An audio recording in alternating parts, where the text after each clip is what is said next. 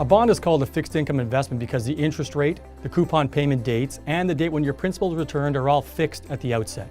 A bond is essentially a debt obligation issued by a government or a company, and when held to maturity, bonds are generally considered conservative investments. Most bond investments can be bought and sold in the open market, so selling a bond before its maturity date can give rise to certain risks.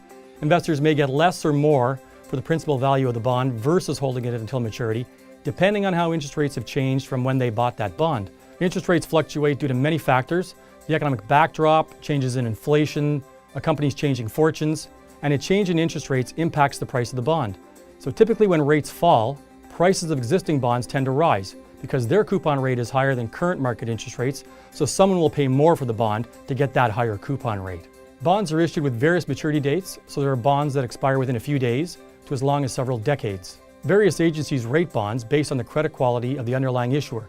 AAA is the highest rated, usually reserved for federal government issuers. Typically, corporate bonds cover a much wider range of quality, with lower rated bonds being more complex to assess. Overall, there are lots of things to look for when buying bonds, but they remain an integral part of a well-diversified portfolio.